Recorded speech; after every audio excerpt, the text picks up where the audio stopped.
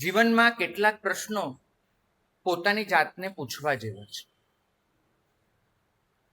કે આપણે જીવનમાં ખરેખર સત્ય શું છે એ સમજવા માંગીએ છીએ કે માત્ર માહિતી ભેગી કરવી છે.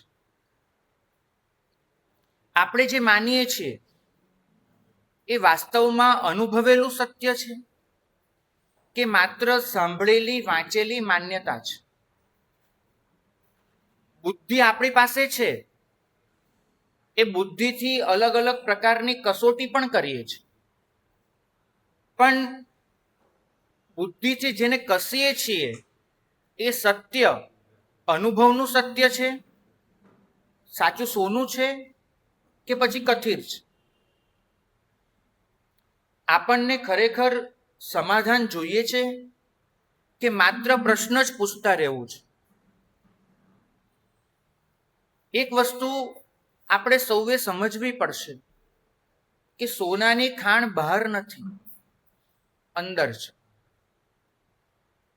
આપણે અનેક માન્યતાઓ, અનેક ધારણાઓ એ ભેગી કરતા જઈએ છીએ અને એ દ્વારા જે શાસ્ત્ર જ્ઞાન મળે છે એનાથી કદાચ વધારે અહંકારથી છલકાતા જઈએ છીએ. પણ એ નથી સમજતા કે જ્યાં સુધી શાસ્ત્ર જ્ઞાન આત્મજ્ઞાન નહીં બને, જાણેલું વાંચેલું સાંભળેલું અનુભવની કક્ષાએ નહીં ઉતરે, ત્યાં સુધી એનો બહુ ઝાઝો મતલબ નથી. અહીંયા કશું પણ બહારથી અંદર લાવવાનું નથી, કેમ કે બહારથી અંદર જે પણ આવશે એ સ્વ સિવાયનું પર હશે, એ સ્વભાવને બગાડનારો વિભાવ હશે.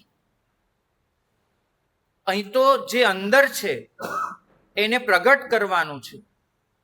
સાધના માત્ર ને માત્ર અંદર જે પડ્યું છે એના પરના આવરણો હટાવવાની, એ પડદાને ફગાવી દેવાની, એ બંધનોને તોડી નાખવાની ઘટના છે. તમારે જે પામવાનું છે એ વાસ્તવમાં પામવાનું નથી, એ પ્રગટ કરવાનું છે. થાય છે કેવું કે અનેક માન્યતાઓ એને આપણે સત્યના નામ પર ગ્રહણ કરેલી છે અને જિંદગીભર એ માન્યતાઓને વળગી રહીને બસ એ પ્રમાણે ચાલ્યા કરીએ છીએ અને સતત બુદ્ધિની કસોટી પર એ માન્યતાઓને કસ્યા કરીએ છીએ. મહર્ષિ નાગેન્દ્ર પાસે એક યુવાન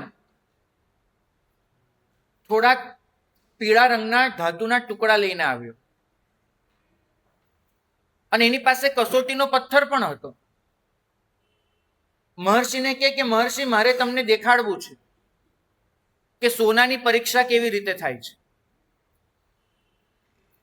કસોટીનો પથ્થર હાથમાં લીધો, એક પછી એક ટુકડો એના પર ઘસતા ગયા, બધા જ ટુકડા ફેલ થયા. મહર્ષિ કહે કે ભાઈ, જાણું છું આમાંનો એક પણ ટુકડો સોનાનો છે જ નહીં. પણ યુવાન કે વર્ષોથી હું આને સોનું માનતો હતો. મહર્ષિ કે ભલે, કોઈ વસ્તુને વર્ષો સુધી આપણે સોનું માનીએ એથી એ સોનું બની ન જાય. વાત બહુ નાની છે, પણ વિચારજો કે બુદ્ધિની કસોટી પર આપણે સત્યના નામ પર માન્યતાને જ ઘસ્યા કરી છે. અને એક દિવસ સમજાય છે, જે દિવસે આત્મજ્ઞાન થાય, અનુભવ જ્ઞાન થાય, એ દિવસે સમજાય છે કે આ માન્યતાઓની માયાજાળમાં હું સાચા સોનાથી વંચિત રહ્યો.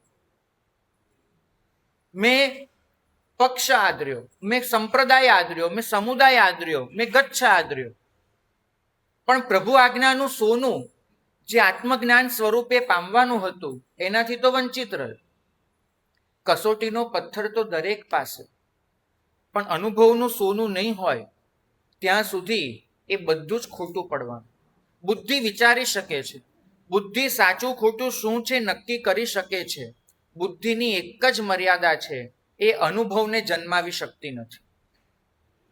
એ વિવાદ કરી શકે છે અને સંવાદ પણ કરી શકે છે, પણ જે પ્રગટ કરવાનું છે એ અનુભવ, ત્યાં સુધી એ પહોંચી શકતી નથી.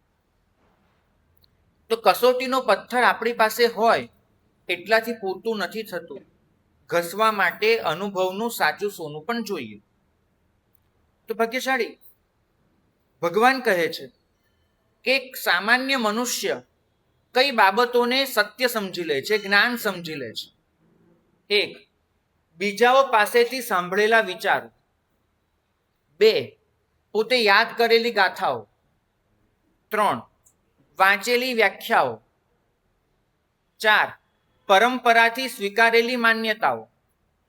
પાંચ, પ્રવચન વગેરેમાં સાંભળેલી વાતો. અને કોઈ પણ રીતે એ પોતે સત્ય જ્ઞાન એવું નામ આપી દે છે.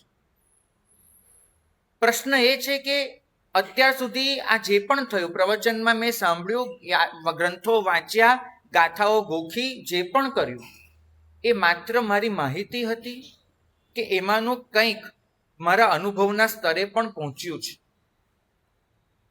ભાગ્યશાળી, કસોટી પર કસવું એ મૂલ્યવાન છે, પણ જો અનુભવનું સાચું સોનું ન હોય તો બુદ્ધિ કસોટીનો પથ્થર માત્ર બનીને રહી જાય છે.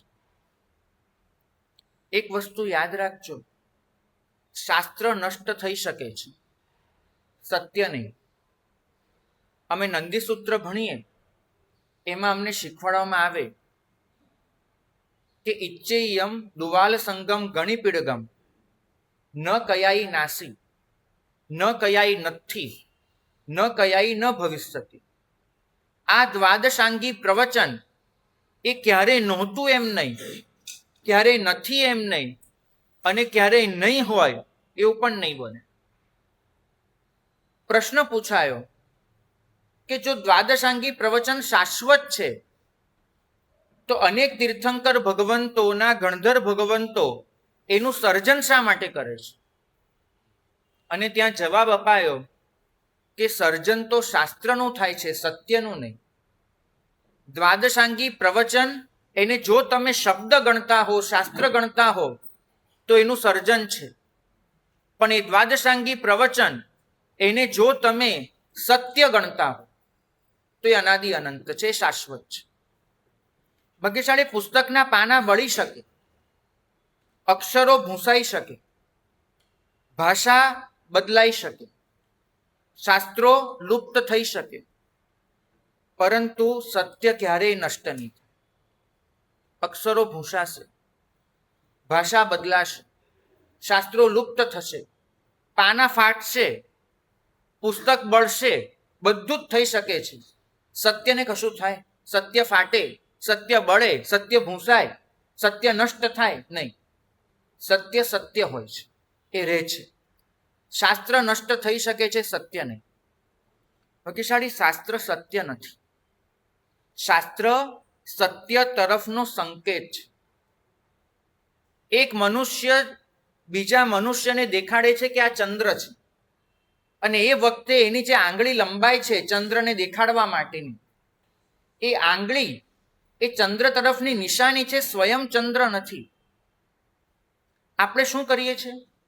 એ આંગળીની પૂજા કરીએ છીએ કે આંગળીએ મને ચંદ્રના દર્શન કરાવ્યા.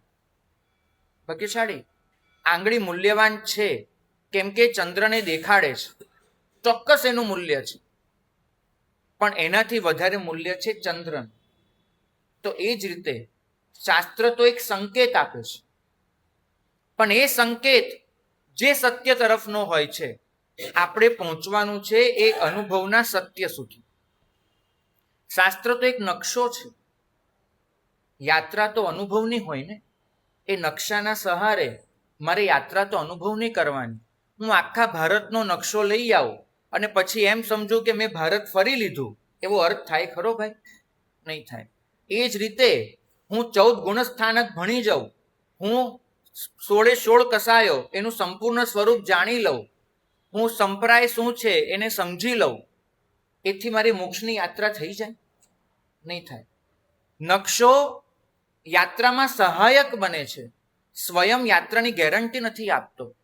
યાત્રા તો પોતે કરવી પડે છે નકશાના સહારે. તો એ જ રીતે નકશાને જોઈને મંજિલ જાણી શકાય છે, પણ નકશાને વળગી રહેવાથી મંજિલ પ્રાપ્ત ન થાય. કોઈક મનુષ્ય એટલાસને બધ ભરીને બેસી રહે કે આ નકશો એને મને બધું દેખાડ્યું, તો એની યાત્રા થાય ખરી? તો નકશો એ મંઝિલને દેખાડનારો બને, સ્વયં યાત્રા ન બને. માર્ગ પર તો પોતે ચાલવું પડે. તો ભાગ્યશાળી એ જ રીતે શાસ્ત્ર સત્યનો નકશો છે. યાત્રા તો મારે અને તમારે કરવાની છે. આજે પ્રથમ દિવસ છે. વાત એટલા માટે કરી કે તમે લોકો વ્યાખ્યાન સાંભળવા નહીં આવતા, એટલું કહેવું. કેમ કે વ્યાખ્યાન સાંભળવા આવશો, માહિતીમાં જ કશોક ઉમેરો કરીને જતા રહેશો. બહુ તો એમ કહેશો કે આ વખતે અમે બહુ સરસ સાંભળ્યું. અહીંથી શ્રાવક બહાર નીકળે છે અને કોઈ કહે કે ભાઈ ક્યાં જઈને આવ્યા, તો શ્રાવક જવાબ આપે છે કે વ્યાખ્યાન સાંભળીને આવ્યો. આજ સુધી કોઈ એવો જવાબ નથી આપ્યો કે વ્યાખ્યાન સમજીને આવ્યો. સાંભળવા માટે ખરેખર ન આવશો. સાંભળશો તો માહિતીમાં ઉમેરો થશે, સમજશો તો અનુભવ જ્ઞાનના પ્રવેશ થશે. નકશાઓ ભેગા કરી અને તમે કંઈ જ નહીં પામો. પણ કદાચ આ ચાતુર્માસમાં આપણે એક ડગલું એ પ્રભુ વચનના સહારે જો ભરી લીધું, અનુભવ જ્ઞાનનું એક નાનું ટીપું એને ચાખી લીધું, અંદર જે પારાવાર આનંદનો મહેરામણ લહેરાય છે એમાં એક નાનકડી ડૂબકી લગાડી દીધી, તો પણ આ બધું બહુ જ સાર્થક છે. ભાગ્યશાળી એટલું યાદ રાખજો, દીવો તૂટી શકે, પ્રકાશ પૂરો ન થાય. ચોમાસું પૂરું થઈ શકે, પણ ચોમાસામાં મળેલો સંદેશો પૂરો ન થાય. દીવો તો તૂટવા માટે જ ઊભો થયો છે. એ તો નશ્વર વસ્તુ છે. શાશ્વત તો શું છે? પ્રકાશ. એ જ રીતે શબ્દો ખોવાઈ શકે. કદાચ આજના વ્યાખ્યાનનો એક પણ શબ્દ તમને યાદ ન રહે, કોઈ ફરક નહીં પડે, ચાલશે. શબ્દો ભલે ખોવાઈ જતા, પણ એ શબ્દો જે સત્ય તરફ ઈશારો કરી રહ્યા છે એ સત્યને ગુમાવી ન દેશો, એ સત્યને પકડી લેજો. શાસ્ત્રનું મહત્વ ઘટાડવાનું નથી. નકશા વગરની યાત્રા ન હોય. તો શાસ્ત્ર માર્ગદર્શક ચોક્કસ છે, પણ શાસ્ત્રને જીવનમાં ઉતાર્યા વગર માત્ર એનું સ્મરણ, એની ચર્ચાઓ, એના વિવાદો, એની પરીક્ષાઓ, એનાથી પરિવર્તન નહીં આવે. માત્ર એટલું કહેવું છે. તમે ગમે તેટલું જાણી લેશો, પણ જો એ માત્ર ને માત્ર માહિતીમાં ઉમેરો હશે તો પરિવર્તન નહીં આવે. એટલું યાદ રાખજો. બુદ્ધિનો સ્વભાવ હંમેશા પ્રશ્ન કરવાનો છે. અનુભવનો સ્વભાવ ભરોસો કરવાનો છે. બુદ્ધિ સંશય જન્માવે, અનુભવ સમાધાન આપે. બુદ્ધિ પ્રશ્ન કરે, અનુભવ તમને ભરોસો આપે. તમને ખબર છે, કોઈ વ્યક્તિ એને ખાંડની ચાસણી ચાખી જ નથી, એને ખબર જ નથી કે ગુલાબ જાંબુની ચાસણી કેવી હોય, એને ખબર જ નથી. તો તમે એની આગળ ગુલાબ જાંબુની ચાસણી મૂકો ને, એ કેટલા પ્રશ્ન કરે ખબર છે? આ કેવું લાગે? આ કેવું મીઠું હોય? તમે કહો મીઠું, તો કેવું મીઠું હોય? એ ખાંડ કરતાં વધારે મીઠું હોય? ગોળ જેવું હોય? એની મીઠાશ કેવી હોય? આ મીઠું લાગશે એની સાબિતી શું? આ જ વસ્તુ મીઠી ને બીજી મીઠી ન હોઈ શકે એની ખાતરી શું? ગુલાબ જાંબુની ચાસણીનું પાત્ર સામે મૂક્યા પછી બુદ્ધિ આ બધા જ પ્રશ્ન કરવાની. બધા જ પ્રશ્ન, કેવું, કેમ, કેટલું, કેમ, બધું જ. પણ એ માણસ જે આમ જીભ લબ લબ કરીને પ્રશ્ન પૂછે છે, એક ચમચી લો અને પેલી ગુલાબ જાંબુની ચાસણીમાં બોળી અને એ ચમચી એના મોઢામાં મૂકી દો, પછી એને કોઈ પ્રશ્ન રહેશે ખરો? કોઈ પ્રશ્ન રહેશે નહીં. એક રહેશે, આ કેવી રીતે બને? એટલો પ્રશ્ન રહેશે, આ કેવી રીતે? એ જ રીતે જ્યાં સુધી માત્ર બુદ્ધિ છે ત્યાં સુધી બધા જ પ્રશ્નો થવાના. કેમ, શા માટે, આમ કેમ નહીં, આમ કેમ. પણ જે દિવસે એક અનુભવની ચમચી ચાખી લીધી ને, પછી તમને એક જ પ્રશ્ન કરવાનો, આ કેવી રીતે, આ કેમ મળે? તમારી બુદ્ધિ જે પ્રશ્નો કરતી હતી, જે સંશયો જન્માવતી હતી, એ બધા જ પ્રશ્નો શાંત થઈ જાય અને પછી બાકી રહે તે એકમાત્ર એ ખાંડની ચાસણી ચાખ્યાનો આનંદ. તેટલું નક્કી માનજો કે જેને એક વખત એક ટીપું ચાખી લીધું એના 1000 પ્રશ્નોના જવાબ શબ્દોમાં નથી, સ્વાદમાં છે. જેને ચાખ્યું નહોતું એના માટે 1000 પ્રશ્નોના જવાબ શબ્દોમાં હતા, બરાબર છે. પણ જેને ચાખી લીધું એના માટે 1000 પ્રશ્નોના જવાબ શેમાં છે? સ્વાદમાં. મારે તમને પૂછવું છે, આ ચોમાસામાં તમને શબ્દોમાં જવાબ જોઈએ છે કે સ્વાદમાં જોઈએ છે? શબ્દોમાં જવાબ જોશો તો બુદ્ધિ તો સતત સંશય અને પ્રશ્ન કર્યા જ કરશે. પણ જો તમને સ્વાદમાં જવાબ જોઈતો હોય તો બુદ્ધિ એક જ પ્રશ્ન કરશે કે કેવી રીતે થાય મહારાજ, એ દેખાડી દો. પાકી વસ્તુ છે. પાણી વિશે હું 1000 પુસ્તક વાંચી લઉં, મારી તરસ એનાથી ન છીપાય. હું પાણી વિશે ગમેલા વ્યાખ્યાનો સાંભળી લઉં, મારી તરસ છીપાય? તમને અત્યારે ભયંકર તરસ લાગી છે અને હું તમારી આગળ વ્યાખ્યાન કરું કે પાણી કેવું શીતળ હોય, પાણી કેવું મીઠું હોય, પાણી આમ હોય, પાણી આમ હોય, તમે મને શું કહેશો? મહારાજ બધું પછી એ પોથા પુરાણ બંધ કરો, મને પાણી આપો. બરાબર, તમે એ કહેશો. તો કોઈ દિવસ અમને એમ કેમ નથી કહેતા? અમે તમને એમ કહ્યા કરીએ કે આત્માનો આનંદ આવો અદ્ભુત હોય, આમ અનન્ય હોય, આમ હોય, તેમ હોય. તમે કેમ નથી કહેતા મહારાજ આ બધું બંધ કરો, પેલા પીવડાવી દો ને થોડું? કેમ? આ કેવું? પાણીની તરસ લાગી હોય તો તમે અમારું વ્યાખ્યાન નથી સાંભળતા, સીધું એમ કહે છો કે પાણી કેમ મળે એ દેખાડી દો. તો આત્મજ્ઞાનની એવી તરસ કેમ નહીં?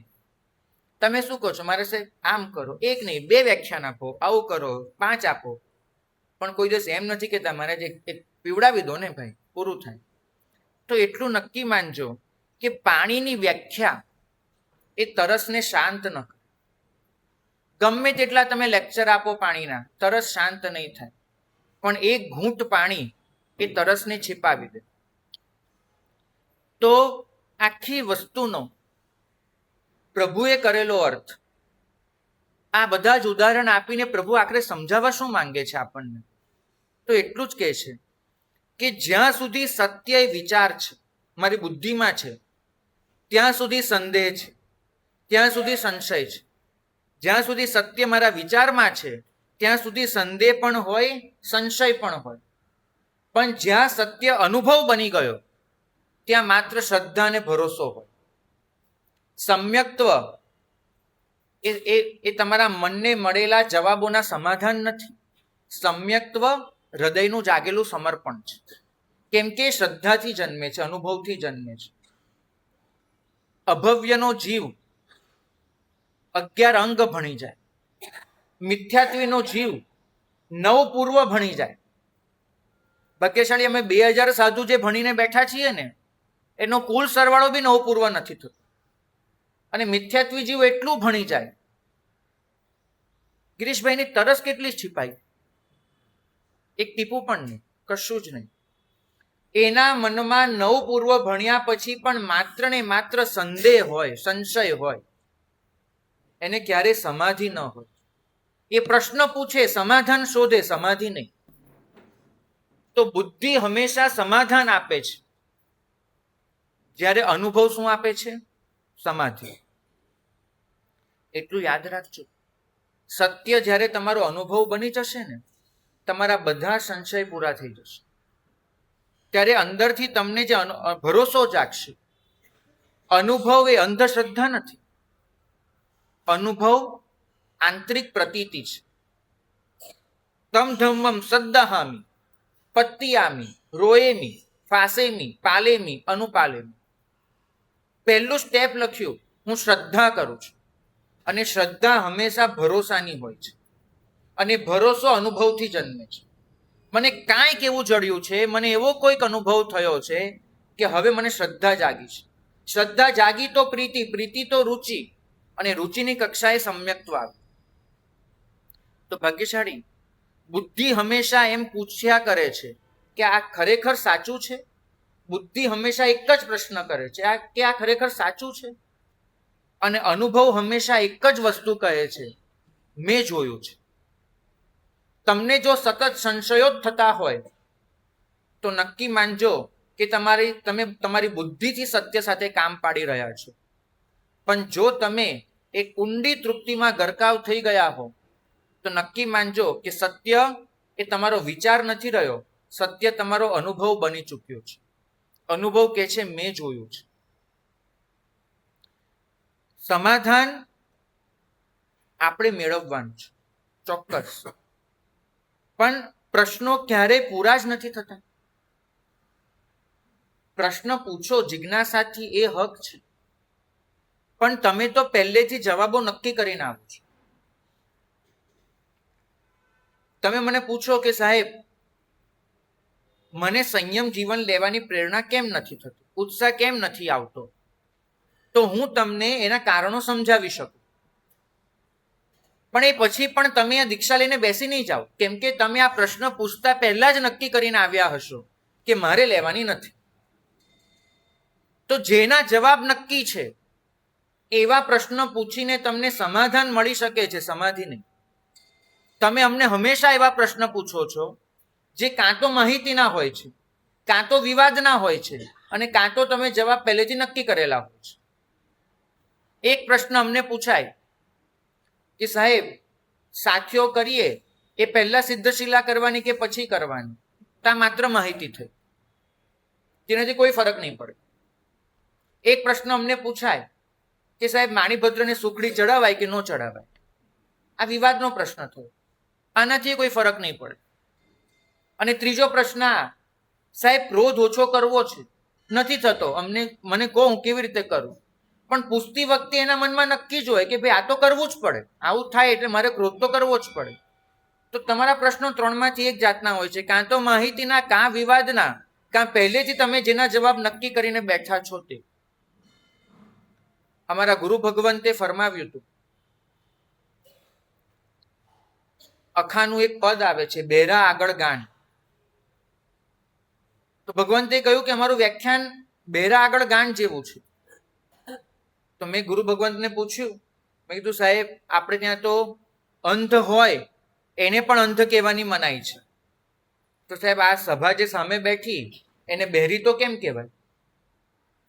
તો ગુરુ ભગવંતે જવાબ આપ્યો કે એ લોકો સાંભળે છે ખરા, પણ એ કાનની પાછળ એક દિવાલ રાખીને આવે છે.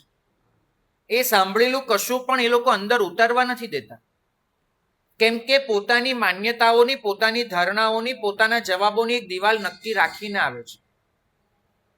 તો કદાચ કોઈ માણસ આ કાનથી સાંભળતો જ નથી અને કોઈ આ સાંભળે છે પણ સમજતો નથી, બંનેમાં ફરક શું પડે? તે બહેરા આગળ ગાન થયું. તમારા પ્રશ્નો પણ કેવા હોય, એકનો એક પ્રશ્ન 1000 સાધુને પૂછો, એકનો એક પ્રશ્ન, જ્યાં સુધી તમને ગમતો જવાબ ન મળે ત્યાં સુધી પૂછ્યા જ કરો. મહર્ષિ નાગેન્દ્રએ એક સાધકને કહ્યું કે બેટા તું પ્રશ્નો બહુ કરે છે, પણ તને ખબર છે કે તારા પ્રશ્ન પૂરા કેમ નથી થતા? કારણ એક જ છે, વૃક્ષના મૂળ જ્યાં સુધી જમીનમાં દટાયેલા છે, એક ડાળી કાપો બીજી ડાળી ઉગવાની, બીજી કાપો ત્રીજી ઉગવાની, ડાળીઓ ઉગવાની બંધ થાય ખરી? જ્યાં સુધી એના મૂળ દટાયેલા છે જમીનમાં નહીં થાય.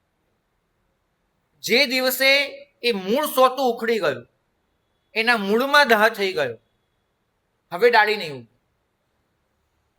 તો તમારા પ્રશ્ન એક પછી એક એટલે આવ્યા કરે છે, શંકાઓ એટલે પેદા થયા કરે છે, કેમ કે મન પોતે હજુ શ્રદ્ધાની કક્ષાએ પહોંચ્યું નથી. સત્ય વિચાર છે, સત્ય અનુભવ નથી.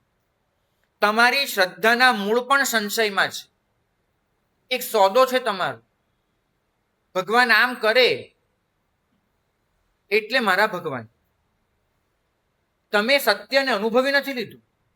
ભાગ્યશાળી તમે 1000 પ્રશ્ન પૂછીને પણ તમારી 3 વસ્તુને બચાવી રાખવા માંગો છો. 3 વસ્તુને. એક, તમારું પોતાનું અસ્તિત્વ. ધારો કે તમે કોઈ સંસ્થાના પ્રમુખ છો ભાઈ, અને તમે મને પૂછવા આવો કે મારા સાહેબ મારે જીવનમાં આગળ વધવું હોય તો શું કરવાનું, અને હું તમને કહું કે પહેલું કરો, અત્યારે મારી સામે બેસીને રાજીનામું આપી દો. આપવાના છો? તો પહેલું તમારું એ છે કે તમે તમારું અસ્તિત્વ અકબંધ રાખીને અમારી પાસે આવો છો, બિલકુલ અકબંધ રાખી. તમે ગુમાવવા તૈયાર નથી હોતા તમારા અસ્તિત્વને. પ્રશ્ન પૂછવો છે, સમાધાન મેળવવું છે, પણ મારા અસ્તિત્વને સુરક્ષિત રાખીને. એને ઊની આંચ ન આપવી જોઈએ. હું જે છું, મારી સંપત્તિ, મારું સામર્થ્ય, મારી સત્તા, મારો દોર દમામ બધું જ અખંડ રાખવું છે. પછી પ્રશ્નનું જે સમાધાન મળે એ બાહ્ય જ રહી જવાનું, અભ્યંતરમાં પરિણમવાનું નથી. ક્યાં છે હરિભદ્ર સુરી મહારાજ જેવું? મને ન આવડે એવી એક વાત જે સમજાવે ને, હું એનો શિષ્ય થઉં. તમને શું લાગે છે, અસ્તિત્વને અકબંધ રાખીને આવી પ્રતિજ્ઞાઓ થઈ શકે? ગુરુ હતા, કેટલાય ચેલાઓ હતા એના, પંડિત હતા, લોકો એની કદમબોસી કરતા હતા, ફગાવી દીધું બધું. એક વચન, મને ન આવડે એવું કોઈએ શીખવાડ્યું, મારો ગુરુ. બીજું, તમે અકબંધ રાખીને આવો છો તમારી માન્યતાઓ. નક્કી જ હોય છે કે આ વસ્તુ આ રીતે જ થાય. તમે અમને પૂછો ખરા, અમારી વાત સાંભળો ખરા, પણ એ વખતે મનમાં તો નક્કી જ હોય કે આપણી પ્રણાલિકા તો આ જ છે, આપણે કરવાનું તો આ જ છે. તો બીજું નક્કી હોય માન્યતાઓ. અને ત્રીજું, આ બંનેની પાછળ ડોકાતો તમારો અહંભાવ. અસ્તિત્વ એટલે બચાવવું છે કેમ કે અસ્તિત્વના આધારે તમારો અહંભાવ ઉભેલો છે. માન્યતાઓ એટલે પકડી રાખવી છે કેમ કે માન્યતાઓના સહારે તમે તમારા અહમને પકડી રાખ્યો છે, ટકાવી રાખ્યો છે. પ્રશ્ન પૂછો, પણ આ ત્રણનું વિસર્જન કરી. અસ્તિત્વ વિસર્જિત કરો, માન્યતાઓ ફગાવી દો, અહંભાવ ઓગાળી દો. વિસર્જિત થયા વગર, ફગાવી દીધા વગર, ઓગાળી દીધા વગર કોઈ કશું પામ્યું નથી, કશું જ નહીં. તમારે આ ત્રણેયને ફગાવી દેવા જ પડે. અહીંયા ઉતારો ને ચંપલ, એની ભેગું તમારું અસ્તિત્વ, તમારી માન્યતાઓ અને તમારો અહંભાવ, ત્રણેયને ખલાસ કરી. સમવસ્ત્રણમાં બધા સરખા થઈ જાય છે, બધા જ સરખા. તમને નવાઈ લાગશે, મહારાજા શ્રેણિક બેસે અને એની બરાબર બાજુમાં કોણ બેસે? કાલ સૌરિક કસાઈ. કસાઈ અહીંયા બેઠો હોય સમવસ્ત્રણમાં અને મહારાજ શ્રેણિક અહીંયા બેઠા હોય. એક તીર્થંકરનો આત્મા, એક અભવ્યનો આત્મા, અને બંને સમવસ્ત્રણમાં સરખા. ભાગ્યશાળી શ્રેણિક સમવસ્ત્રણમાં પ્રવેશે ને, પોતાના અસ્તિત્વના તારે તાર છૂટા પાડી નાખે, પોતાની માન્યતાઓને સંપૂર્ણપણે તહસ નહસ કરી નાખે, પોતાના અહંભાવને ચીરી નાખે અને એ કરીને સમવસ્ત્રણમાં પ્રવેશ લે. માટે માત્ર પ્રભુની દેશના સાંભળીને, પ્રભુની ભક્તિ કરીને એ તીર્થંકર બની શકે છે. કેમ કે એને તીર્થંકરમાં, આર્હંત્યમાં પોતાના અસ્તિત્વને ઓગાળી દીધું છે, અકબંધ નથી રાખ્યું. એટલે કાલ સૌરિક, એનામાં આટલો ફરક નહીં પડે. એ શ્રેણિકનો દીકરો કોણિક, એનામાં આટલો ફરક નહીં પડે. પ્રભુને પૂછ્યું કોણિકે, હું કઈ નરકમાં જવાનો? તો કે છઠ્ઠી. બહુ સરસ. નરક હોય કેટલી? તો કે 7. આજ સુધી મગધ સમ્રાટ, એને એક વખત એવું નથી બન્યું કે કોઈ નીચી વસ્તુ પસંદ કરી હોય. કરીશ તો 7મી, છઠ્ઠી નહીં 7મી. વિચાર કરો, અહંભાવ કેટલો અકબંધ હશે. મારે નરક જોઈએ તો પણ 7મી જોઈએ. ભાગ્યશાળી જિજ્ઞાસાથી ઊભો થયેલો પ્રશ્ન હશે ને, તો એમાં સત્ય જાણવાની ઈચ્છા હશે, જવાબ જાણીને આગળ વધવું હશે, જીવનમાં પરિવર્તન લાવવું હશે. પણ અહંકારમાંથી ઊભો થયેલો પ્રશ્ન હશે તો એ તમને આગળ વધવા નહીં દે. તમારો નિર્ણય જ્યાં છો ત્યાં જ રહી જશે. તમે હંમેશા એવા જ પ્રશ્ન પૂછો છો કે જે તમારી માન્યતાઓને બચાવી રાખે. 3 પ્રશ્ન પોતાની જાતને કરવાના, પ્રશ્ન પૂછતા પહેલા. આ પ્રભુએ આપેલી મર્યાદા છે.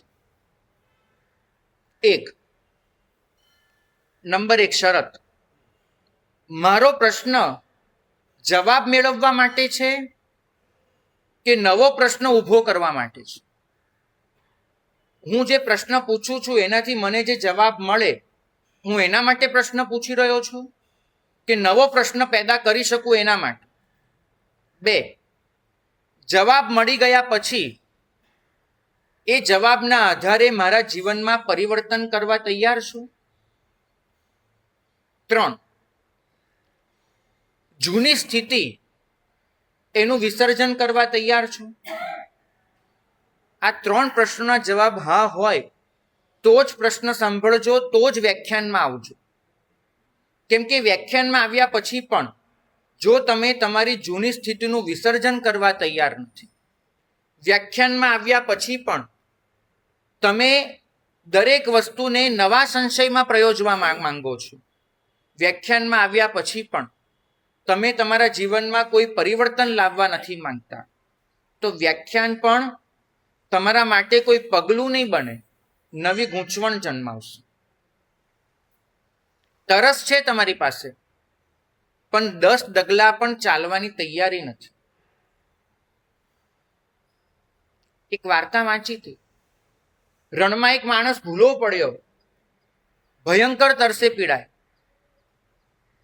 કોઈ વૃદ્ધ એને રણમાં જડી ગયો, એને કહ્યું કે ભાઈ આ દિશામાં જ આગળ કૂવો છે, જા મળી જશે. પણ પેલો તરસ્યો માણસ એ કે હું જઉં ખરો, પહેલા મને કેટલાક પ્રશ્નોના જવાબ જોઈએ. પહેલું, આ કૂવો કોને બનાવ્યો? પહેલો પ્રશ્ન, આ કૂવો કોને બનાવ્યો? 2, પાણી કેટલું ઊંડું છે? 3, પાણી ચોખ્ખું હશે ને, માંદો તો નહીં પડું ને પીને? 4, તમે મને કીધું કે આ દિશામાં કૂવો છે, પણ કેટલા ડગલા દૂર, કેટલું ચાલવાનું છે, મને કહો તો ખરું. 5, આ જ રસ્તે જવાનો બીજો કોઈ માર્ગ નથી ને? ભાગ્યશાળી કોઈક માણસ ભયંકર તરસ લાગ્યા પછી પણ, કૂવો તે દિશામાં છે જાણ્યા પછી પણ આવા પ્રશ્નો પૂછવા ઊભો રહે, કૂવો કોને બનાવ્યો, કેટલો ઊંડો, પાણી કેવું, આ બધા પ્રશ્નો પૂછવા ઊભો રહે, તો તમે એને શું કહેશો? જ્યાં જીવન મરણનો પ્રશ્ન હોય, આનંદ ઘનજી મહારાજે લખ્યું ને, તરસ ન આવે હો જીવન મરણ તન. તરસ ક્યાં છે એવી જીવન મરણનો પ્રશ્ન બની જાય એવી છે જ નહીં.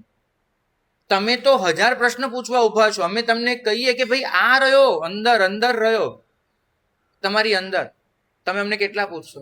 મારા સાહેબ તમે કહો કે આ બધું છોડી દેવાનું, પણ પછી છોડ્યા પછી ન મળ્યું તો? આવું કોણે કીધું કે અંદર છે? અંદર જઈને કેવું લાગશે?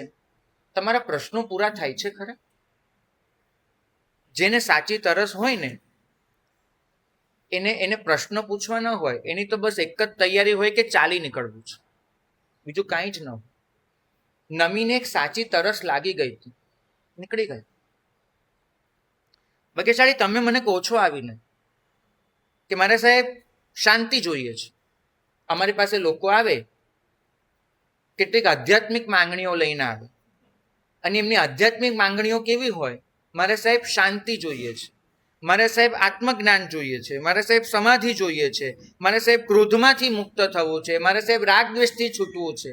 લક્ષ્ય બહુ જ સારા હોય, આદર્શભૂત હોય, પણ એની સામે આપણે એને કહીએ કે આ જોઈએ, એના માટે તારે કેટલુંક છોડવું પડે. તારે તારી જૂની આદતો છોડવી પડે, તારે તારો સમય આપવો પડે, તારે નિયમિત સાધના કરવી પડે, તારે મનના આગ્રહો છોડવા પડે, તારે પોતાના દોષો જોવા પડે, તારે આરામદાયક જિંદગીમાંથી બહાર આવવું પડે. આમાંની એક પણ વસ્તુની તૈયારી હોય? જૂની આદત બદલાય? નહીં બદલાય. સમય આપવા એ તો જે આપીએ છીએ નિયમિત રીતે એ જ અપાશે. નિયમિત સાધના ની સાહેબ ઓકેશનલી બધું ચાલ્યા કરશે. મનનો આગ્રહ સાહેબ, આગ્રહ જેવું છે ક્યાં? આ તો જે થતું એ જ થાય ને, બીજું થોડું થાય. પોતાના દોષ જોવાની તૈયારી અને આરામદાયક જિંદગી એનું બલિદાન આપવાની તૈયારી. પ્રભુએ સમવસ્ત્રણમાં પ્રશ્ન પૂછ્યો હતો કે કોઈ પણ જીવની તરસ કેટલી ઊંડી છે એની પરીક્ષા કઈ? કોઈ પણ જીવની તરસ કેટલી ઊંડી છે એની પરીક્ષા કઈ? તો કે એક જ પરીક્ષા, એક પ્યાલો પાણીના બદલામાં એ કેટલું મૂલ્ય ચૂકવવા તૈયાર છે. તરસની પરીક્ષા કઈ હોય? તમે એક પ્યાલો પાણી એના બદલામાં કેટલું મૂલ્ય ચૂકવવા તૈયાર છો. અહીંયા મફતનું પાણી હોય, ક્યાંક 20 રૂપિયાનો બોટલ હોય, પાલિતાણા ઉપર ચડતા જાઓ 6 ગામની યાત્રામાં, એક ગ્લાસ પાણી એનાથી વધારે મોંઘું થાય. સોફિસ્ટિકેટેડ જે મૂલ્ય વધે છે એની વાત નથી કરતો, પણ જેમ જેમ તમારી તરસ વધતી જાય તેમ તેમ એ જ એક ગ્લાસ પાણી એનું મૂલ્ય વધતું જાય. અને પ્રભુએ કહ્યું કે સર્વોચ્ચ તરસ કઈ હોય? તો કે એ તરસ કે જે તરસના બદલામાં મનુષ્ય પોતાનું સર્વસ્વ મૂકી દેવા તૈયાર, એ સૌથી સર્વોચ્ચ તરસ છે. અને આ તરસ હતી ગૌતમ સ્વામીની.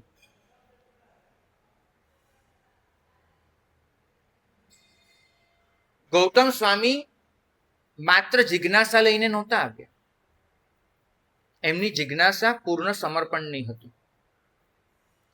એમની તૈયારી હતી આંતરિક કે સત્ય માટે જે પણ મૂલ્ય ચૂકવવું પડે, જે પણ, હું તૈયાર છું.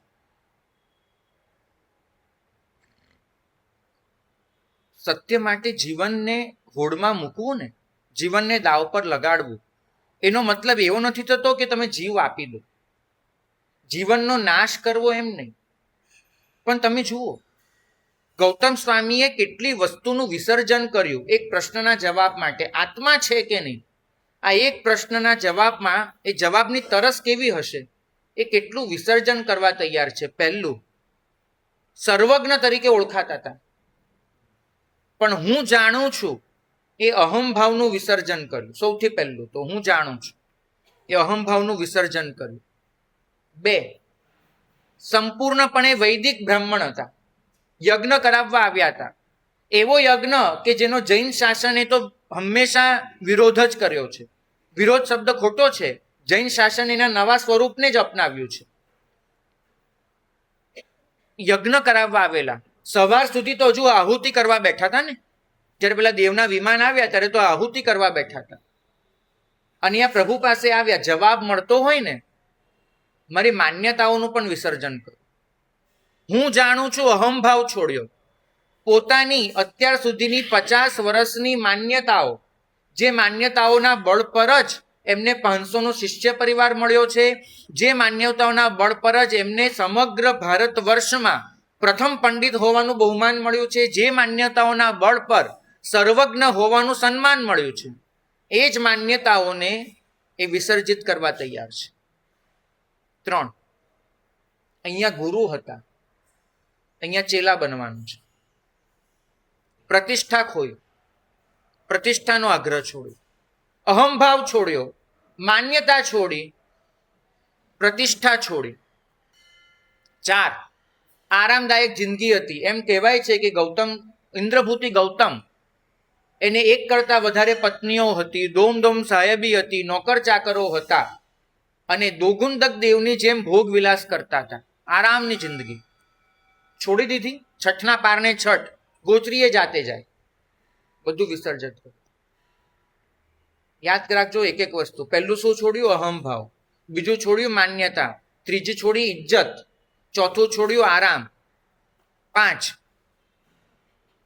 બહુ અઘરું છે, પોતાની પસંદગી છોડી અને સત્યને પ્રાધાન્ય આપ્યું. હું મારી પસંદગી છોડું છું અને પ્રભુને કહ્યું કે સાહેબ આપ જે કહેશો તે કરીશ. પોતાની પસંદગી છોડીને પ્રભુની પસંદગીને પ્રાધાન્ય આપ્યું. અને 6, અસત્ય પર ઊભા રહેલા પોતાના જૂના જીવનને વિસર્જિત કર્યું. અહમભાવ છોડ્યો, માન્યતા છોડી, પ્રતિષ્ઠા છોડી, આરામ છોડ્યો, પસંદગી છોડી, અસત્ય છોડ્યું. તમે આ 6 માંથી શું મૂકવા તૈયાર છો? આ ચોમાસામાં આજે પૂછવા બેઠો છું. તમે અહીંયા આવવાના છો 4 મહિના કે 1.5 મહિના, જે પણ. તમારી તરસના બદલામાં તમે શું મૂકવા તૈયાર છો? 10 રૂપિયા 20 રૂપિયાનો ખપ નથી. એક વસ્તુ મૂકવા તૈયાર છું, અહંભાવ, માન્યતા, પ્રતિષ્ઠા, આરામ, અસત્ય, પસંદગી. એક ગ્લાસના બદલામાં તમારી તરસ કઈ મૂલ્ય ચૂકવવા તૈયાર છે એ જાણવું છે. ભાગ્યશાળી સાચા સાધકનો એક જ સંકલ્પ હોય, એક જ, કે મારી માન્યતાને સત્ય તોડી નાખે તો ભલે તોડી નાખે, સત્યને તૂટવા નહીં દો. તમારે પૂછવાનું છે કે તમારી ભૌતિક માન્યતાઓ હોય કે તમારી ધાર્મિક માન્યતાઓ હોય, તમારી કૌટુંબિક માન્યતાઓ હોય કે તમારી સામાજિક માન્યતાઓ હોય, તમે માન્યતા કરતા સત્યને પ્રાધાન્ય આપવા તૈયાર છો કે નથી? ઘણા લોકો પ્રભુના માર્ગને સ્વીકારે છે, પણ શરત સાથે. મને ખબર છે કે અત્યારે દુનિયામાં કાંઈ પણ આવે છે ને, એક નાનકડું ફોર્મ પણ આવે છે, એમાં એક ફૂદડી કરેલી હોય છે, બરાબર, અને ફૂદડીની નીચે લખેલું હોય છે ટર્મ્સ, કન્ડિશન્સ. તમે જ્યારે કહો છો ને કે સાહેબ આ માર્ગને સ્વીકારું છું, ત્યારે પણ તમારી કન્ડિશન એપ્લાય તો થતી જ હોય છે. મારી અનુકૂળતા જળવાવી જોઈએ, પહેલી કન્ડિશન. મારી અનુકૂળતા ન છૂટવી જોઈએ. 2, મારું સન્માન અકબંધ રહેવું જોઈએ. હું જે સન્માન છું, મારી રિસ્પેક્ટ પૂરેપૂરી રહેવી જોઈએ. 3, મારી અત્યાર સુધીની જે ધારણાઓ છે, હું ક્યારેય કબૂલ તો નહીં જ કરું કે મારી ધારણા ખોટી છે. આ ધારણાઓને સાચવી રાખીને તમારે કંઈક કરવું હોય તો કરો. 4, પરિણામ મારી ઈચ્છા મુજબ મળવું જોઈએ. હું તમને કહું ગાથા કરવા બેસો, તમે 2 કલાક કરો ને, નથી યાદ રહેતી સાહેબ, નથી કરવું, કારણ કે તમે ધારણા કરી હતી કે 2 કલાકમાં ગાથા આવડી જવી જોઈએ, તો પરિણામ મારી ઈચ્છા મુજબ મળવું જોઈએ. આ બધી શરત લાગુ થાય ત્યારે તમે આ માર્ગ પર ચાલવા તૈયાર છો. તો આનો મતલબ માર્ગ પ્રાપ્તિ નથી. આનો અર્થ તો એક જ થયો કે માર્ગને પોતાના અહંકારની સેવામાં જોડવાનો પ્રયત્ન છે. તમે ધર્મને પણ તમારી આ બધી જે માનસિકતા છે, એ માનસિકતાને જાળવી રાખવાનું એક સાધન જ ગણ્યું છે, બીજું કંઈ જ નહીં. એક બહુ સરસ શબ્દ વાપર્યો છે આપણે ત્યાં, માર્ગ પતિત. પતિત શબ્દ છે છતાંય સારા અર્થમાં છે, માર્ગ પતિત. કેમ? બહુ સરસ એક જ્ઞાની ભગવંતે વ્યાખ્યા લખી છે કે ત્રણ ભૂમિકા હોય છે. શરૂઆતમાં સાધક શું કહે? હું માર્ગ પર ચાલુ છું, બરાબર, હું માર્ગ પર ચાલુ છું. આ શરૂઆતની ભૂમિકા હોય સાધકની.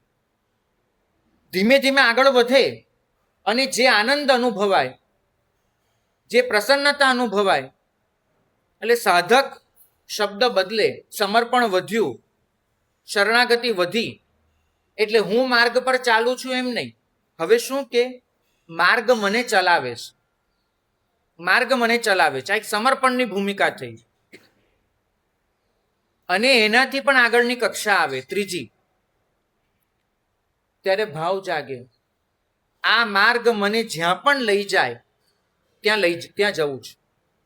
શરૂઆતમાં માર્ગ પર ચાલુ છું, બીજું માર્ગ મને ચલાવે છે, પણ ત્રીજામાં અહંભાવનું વિસર્જન થયું, ઈચ્છા માત્ર જતી રહી, એટલે આ માર્ગ મને જ્યાં પણ લઈ જાય ત્યાં મારે જવું છે. અને આ માર્ગ પતિતતા છે. તમે માર્ગના યાત્રી નથી, તમે માર્ગ પર પડી ગયા છો. હવે માર્ગ તમને જ્યાં લઈ જશે ત્યાં જવા માટે હું તૈયાર છું. આવો માર્ગ હોય છે નદીમાં. રોડ પર તમે ચાલી શકતા હો છો, નદીમાં તો તમારે તણાવવાનું હોય છે. માટે જ આપણે ત્યાં હંમેશા કહેવાય છે પ્રવાહ પતિત. જે પ્રવાહની ભેગું જોડાઈ ગયો છે. આગમનો શબ્દ વાપર્યો છે શ્રોતાપન્ન. શ્રોતાપન્ન એટલે શું? તો પ્રભુનો માર્ગ એક ઝરણું છે, એક વહેળો છે, સ્રોત છે, અને એ સ્રોતને હું સમર્પિત થયો છું. આપન્ન, હું એ સ્રોતને સમર્પિત થયો છું. એ સ્રોત, એ પ્રવાહ મને જ્યાં પણ લઈ જાય હું વહેવા તૈયાર છું એની સાથે. તમે માર્ગ પર ચાલો છો ખરા, પણ માર્ગમાં જોડાઈ નથી ગયા, માર્ગમાં વહી નથી નીકળે. ભાગ્યશાળી, તમારે આટલી વસ્તુ નષ્ટ કરવાની છે. તમારા અહંકારનું બનાવટી સ્વરૂપ, તમે જે મુખોટા પહેરી રાખ્યા છે અનેક અનેક અહંભાવના, એક મુખોટું છે તમારી સંપત્તિનું, બીજું મુખોટું છે તમારી સગવડોનું, ત્રીજું મુખોટું છે તમારા સંબંધોનું, ચોથું મુખોટું છે તમારા સામર્થ્યનું, પાંચમું મુખોટું છે તમારી સત્તાનું, છઠ્ઠું મુખોટું છે તમારી સમજણનું, સાતમું મુખોટું છે તમારા સંસ્કારોનું. બધા જ મુખોટા પહેરી રાખ્યા છે. મારી પાસે આ સંપત્તિ છે, મારી પાસે આ સગવડ છે, મારી પાસે આ સ્વજનો છે, મારી પાસે આ સામર્થ્ય છે, મારી પાસે આ સત્તા છે, મારી પાસે આ સમજણ છે, મારી પાસે આ સંસ્કાર છે. બધા જ મુખોટા અહંકારના જ આ બધા બનાવટી સ્વરૂપો છે. આપણે સાથે મળીને ચલો ને ઓગાળી લઈએ આ ચોમાસામાં અને નષ્ટ કરી દઈએ. થોડા મુખોટા તો મારી પાસે પણ છે, પણ મને ખબર છે કે આ સંઘ એટલો બળભાગી છે કે આ સંઘના સહારે હું પણ મારા મુખોટાને ઓગાળીશ, તમે પણ ઓગાળજો. આપણે બધાનો બાપ ઉપર બેઠો છે, માલિક. એને જે કહ્યું છે એનો આપણે સ્વાધ્યાય કરીશું, અને એ સ્વાધ્યાયના સહારે આપણે આપણા બનાવટી સ્વરૂપોને ઓળખતા જઈશું. બનાવટી એટલા માટે છે કેમ કે એ તમે હમણાં ઉતારી દેવાના છો, સાચે સાચ ઉતારી દેવાના છો. બસ આ ભવ પૂરો થવાની વાર છે. જેવો ભવ પૂરો થયો તમારા બધા જ સ્વરૂપો ઉતરી જવાના છે. હમણાં જ એક વાત વાંચી રહ્યો હતો. એક પાત્રને રામલીલામાં રામ બનાવવામાં આવ્યા હતા. અભિનય કળા એ માણસ પાસે બહુ સરસ હતી, પણ કમાણી એવી નહીં હતી. હવે રામ તરીકે રાજાના કપડાં પહેરાવ્યા હતા રામલીલાના શરૂઆતના દિવસોમાં, તો પાછળના દિવસોમાં તો કપડાં એટલા સરસ. તો પેલાએ માંગણી કરી આયોજકો પાસે કે શો તો પૂરો થઈ ગયો, હું ઘરે પહેરીને જોઉં, આ કપડાં ઘરે પહેરી રાખું. શો તો જતો થઈ ગયો પૂરો. તમને શું લાગે છે, કોસ્ટ્યુમ ડિઝાઇનર એ નાટક પછી કોસ્ટ્યુમ પહેરી રાખવા દે ખરા? તેનો મતલબ શું થયો કે જે ઉતારી દેવાનું હોય આપણી મરજી વગર એ બનાવટી મુખોટા કહેવાય. એ તો નક્કી ને. મને તો એટલું ખબર છે કે મારી મરજી વગર જે મારે છોડવું પડે એ મારું નહીં. આટલી બરાબર ને મારી વ્યાખ્યા? સાચું બોલ, સમજીને હા કે ના કહેજો. હા, મારી મરજી વગર મારે જે છોડવું પડે એ મારું ન કહેવાય. આ વ્યાખ્યા બરાબર છે ભાઈ? બરાબર ભાઈઓ? પાછળ તો પછી અમે જેને બનાવટી કહીએ છીએ, કેમ કે મેં જેટલી વસ્તુ ગણાવીને આ દરેક વસ્તુ તમે તમારી મરજી વગર છોડશો, નક્કી માનજો. અહીં તો આદરા આવે ને એટલે કેરી છૂટે છે, મારા ત્યાગથી નથી છૂટતી કે ભાઈ વાપરી, બહુ વાપરી, થયું હવે. મારા ત્યાગથી નથી છતું, આદરાને લીધે છૂટે છે.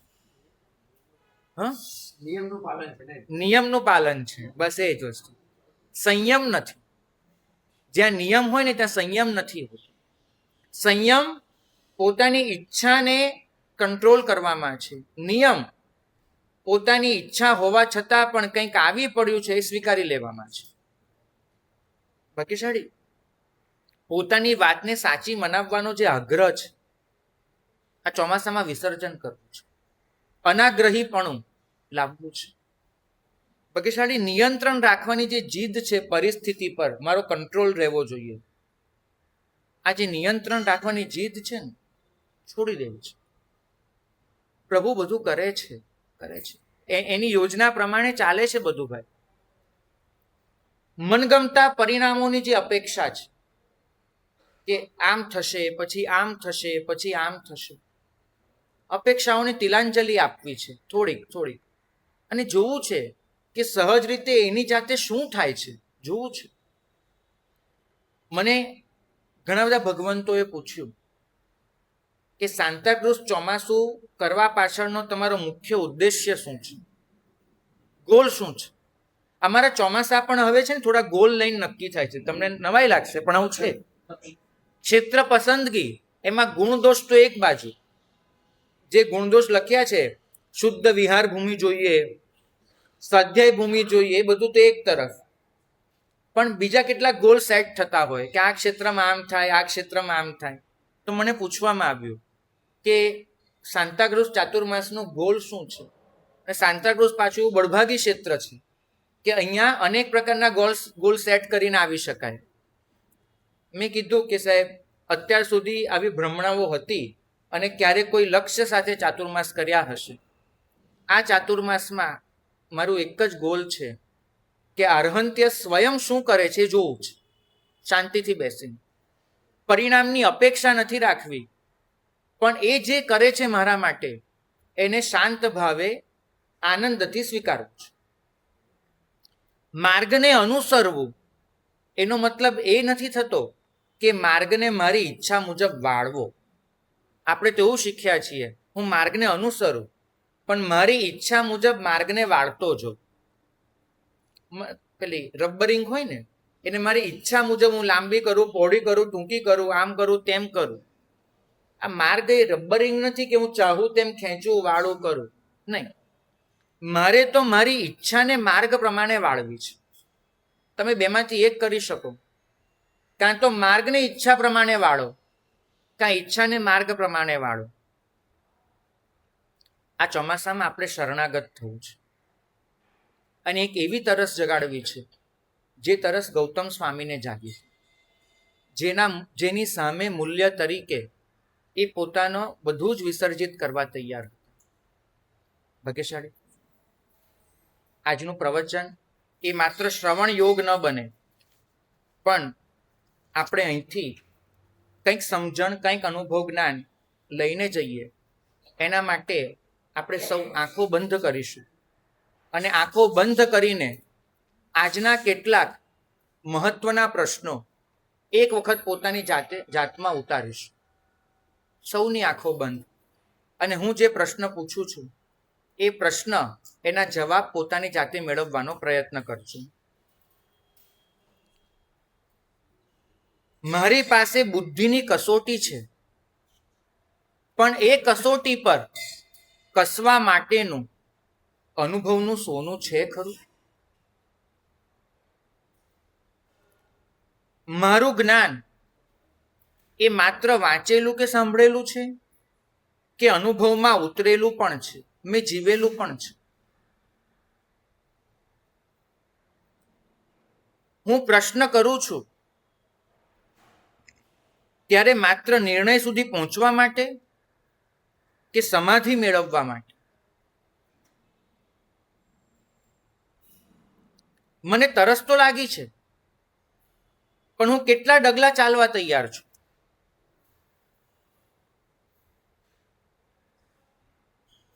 આત્મજ્ઞાન, એના માટે હું કયું મૂલ્ય ચૂકવવા તૈયાર છું? હું જ્યારે સત્યને સ્વીકારું ત્યારે મારી માન્યતા સાથે મેળ ખાતું હોય તો જ સ્વીકારવું, આવો મારો ભાવ રહે છે? મારા માટે મહત્વનું શું છે? આરામ, અહંકાર, પ્રતિષ્ઠા કે સત્ય?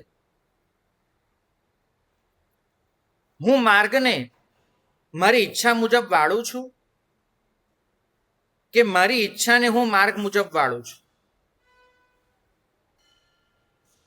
ભાગ્યશાળી. આ પ્રશ્ન